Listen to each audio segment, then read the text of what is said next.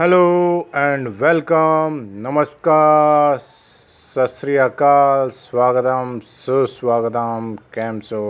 तो आपको जो इन्वेस्टमेंट होल्ड करना है उसके लिए money line investment and finance में आपका स्वागत है।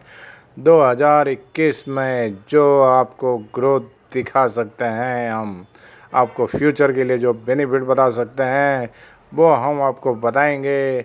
तो उसके लिए आप तैयार रहिए।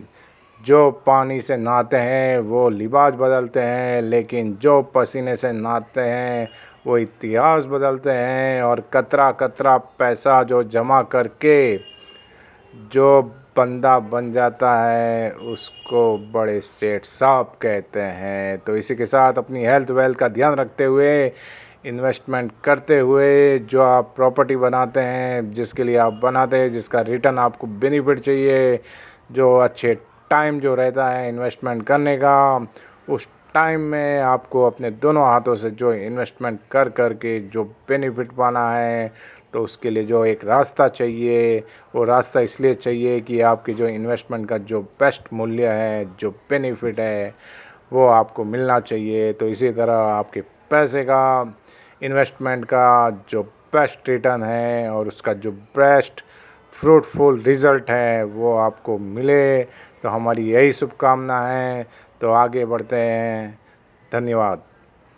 बताएंगे एक निवेश के समय के साथ अपने मूल्य को बढ़ाने के लिए आज पूंजी का उपयोग करना शामिल होता है। एक निवेश के लिए समय, धन, प्रयास आदि के रूप में काम करने के लिए पूंजी लगाने की आवश्यकता होती है, ताकि भविष्य में मूल रूप से लगाए गए भुगतान की तुलना में अधिक भुगतान की उम्मीद की जा सकती है। तो जिसमें बॉन्ड, स्टॉक, अचल संपत्ति, व्यवसाय, अन्य उदाहरण से हम लोग शामिल हैं। उसके अंदर आप जो इन्वेस्टमेंट किसी भी माध्यम या तंत्र को संदर्भित कर सकते हैं। तो जो इन्वेस्टमेंट करना है, कहाँ पे अच्छी तरह से करना है, किस हिसाब से करना है, तो आजकल लोग स्टॉक मार्केट में इन्वेस्टमेंट कर रहे हैं। स्टॉक मार्केट में भी अलग अलग रास्ते हैं, जैसे फ्यूचर ऑप्शन, आईपीओ, करेंसी और अपने डॉलर्स, फॉरेक्स। और स्टॉक मार्केट में मोस्टली होता क्या है, सेल करना, बाय करना, बाय करना, सेल करना। पर कहाँ करना है, कैसे करना है, स्टॉक मार्केट में अलग अलग सीढ़ियाँ है, कौन सी सीढ़ियों पे अलग अलग पैसे लगाना है, तो उस हिसाब से हम लोग आपको बताएंगे। मोस्टली जो इन्वेस्टमेंट का टर्म्स होता है, तो वो टर्म्स का आपको वर्कआउट करेंगे, तो वो आप टर्म जान के पाएंगे कि हमारे पास पैसा का एक बीज आ गया है, जिससे हम पैसा इन्वेस्टमेंट करके आज के डिजिटल युग में हम लोग अच्छा इन्वेस्टमेंट का बेनिफिट ले सकते हैं। और ये जो बेनिफिट का रिटर्न होगा वो एक फ्रूटफुल ही होगा। लोग कहते हैं कि अब पैसे के झाड़ पे लगे रहते हैं, नहीं, पर ये है कि वो हम जहाँ पे पैसा लगा रहे हैं उसको हम लोग झाड़ बना सकते हैं। आपको सिर्फ यही करना है कि इन्वेस्टमेंट करना है। इन्वेस्टमेंट इसलिए करना है क्योंकि हमें भविष्य में जो प्रोजेक्ट वृद्धि होती है, तो उसके आय की जो संभावना होती है वो हमें चाहिए रहती है। तो उसके हिसाब से एक इन्वेस्टमेंट वर्कआउट करना होता है। वास्तव में समय के साथ हम लोग इन्वेस्टमेंट नहीं कर सकते हैं तो मूल्य खो सकते हैं। उदाहरण के लिए यह भी संभावना है कि कोई कंपनी में निवेश करेंगे तो कंपनी दिवालिया हो जाती है, तो ऐसी परियोजना में अमल नहीं किया जाता है। यह प्राथमिकता तरीका है। बचत को निवेश से अलग किया जा सकता है। बचत भविष्य के उपयोग के लिए धन जमा कर रही है और इसमें कोई जोखिम नहीं है, जबकि निवेश संभावित भविष्य के लिए लाभ के लिए धन का लाभ उठाने का कार्य करते हैं। और इसमें कुछ जोखिम होता है, जैसे कि आर्थिक निवेश होता है। किसी देश या राष्ट्र के भीतर आर्थिक विकास निवेश से संबंधित होता है। जब कंपनियां और अन्य संस्थाएं ध्वनि व्यापार निवेश प्रथाओं में संलग्न होती है, तो इसका परिणाम आमतौर पर आर्थिक विकास में होता है। उदाहरण के लिए, यदि कोई इकाई माल के उत्पादन में लगी है तो वो एक नए उपकरण का निर्माण करती है, तो उसमें कम से कम अधिक माल उत्पादन करने की अनुमति देते हैं।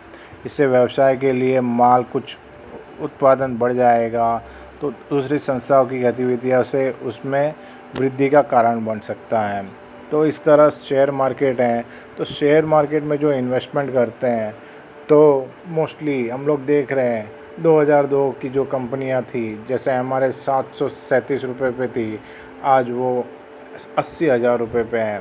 भारत रसायन 18 रुपये पे थी, आज वो 13,000 के भाव पे हैं। आइसर मोटर्स जो 2.5 रुपये का एवरेज पे थी, वो आज 2,500 पे हैं।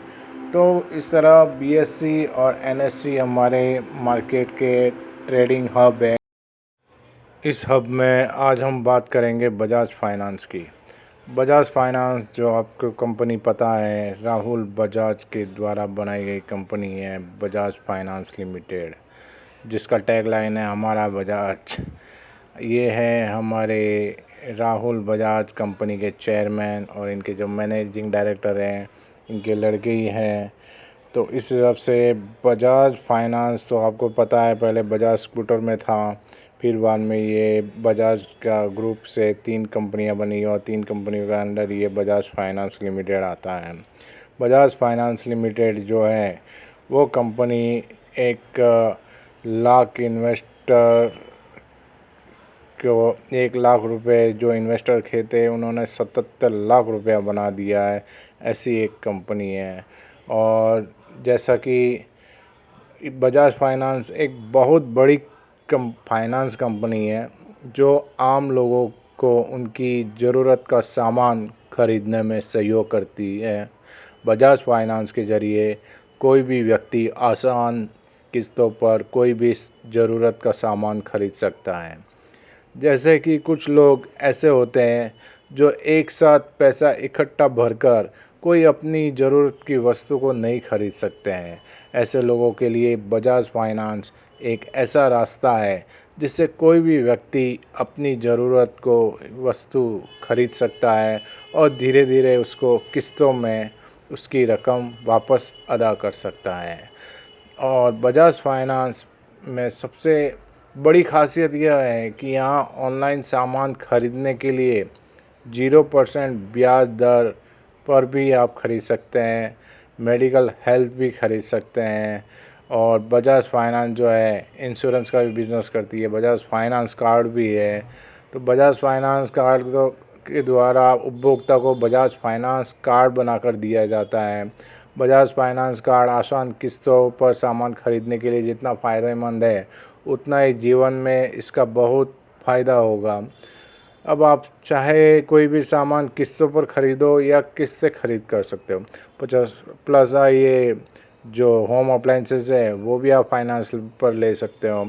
और इन्होंने इंश्योरेंस जो है बजाज अलायंस के साथ मर्ज किया हुआ है, तो इंश्योरेंस का भी बिज़नेस करती है। तो इस तरह बजाज फाइनेंस बहुत बड़ी कंपनी है।